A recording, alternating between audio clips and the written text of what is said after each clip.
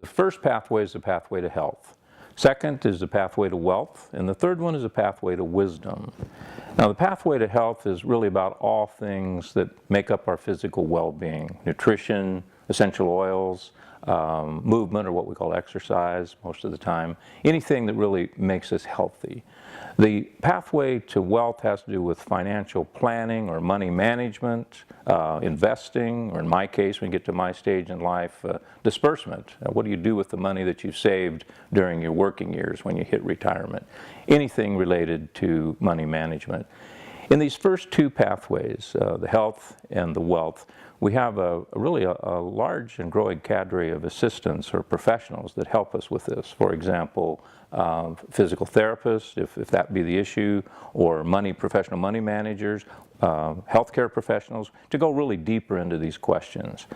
The third pathway, the pathway to wisdom, well, this is our spiritual pathway, which really deals with the issues of emotions and spirituality. The pathway to wisdom really has to do with our whole philosophy of why we exist as an organization or as a company. Integrity means wholeness or completeness, a complete life with nothing wanting.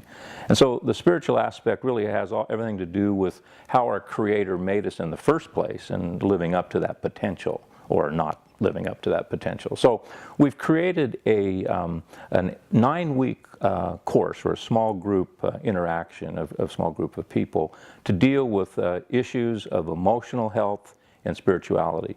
For example, the first, well, not the first, but one of the main issues has to do with our early childhood. Every one of us has a series of events, and many times they're not positive events, that happen to us as small children. And we bury these things, and they kind of go with us through all of our life. Even in my case, 7 decades of living, we really never get down to dealing with them. We suppress them or put them away and try to forget about them. That doesn't work. So we have to really go backwards in time, so to speak, and deal with these issues. Another example of what we do is related to, for example, grief and how we deal with death and dying. As a culture, we really, as an American culture, we really don't have a very good handle on what happens when people pass or catastrophic loss in our lives. So this is another area that we deal with in some detail, because it's really, really important that we don't repress or suppress these issues. Probably the biggest issue for most of the people that go through this course, and for me personally, has to do with our addiction to activism. We live in a culture that's surrounded with technology. We have mass media, social media. We're really, many of us, slaves to our cell phones, and we're just bombarded from every direction with a culture that really pushes our schedules beyond the limit. Our schedules are overcrowded and so busy and so pressed into doing that we've lost some of the basic things of what it means to be human. 2 words: silence and solitude. These are issues that we've largely lost or are actually afraid of. I mean, to be silent, to be alone, these are very, very good things when we learn how to deal with them.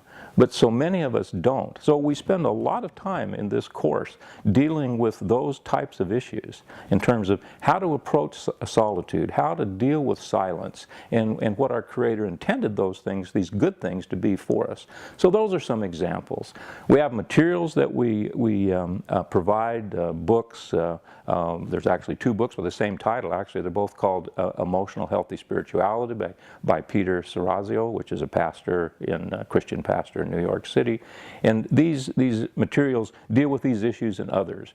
So we spend the 9 weeks dealing with these issues, and people we've found that go through this and take it seriously really have a profound impact, first of all, on their emotional health, which makes them mature emotionally, and this allows them then to move into the next phase, which is emotional spirituality in terms of their spiritual maturity. And this is where it really gets exciting to see people's lives radically change as a result of this. Fascinating. Can you tell us how people can sign up for one of these small group sessions?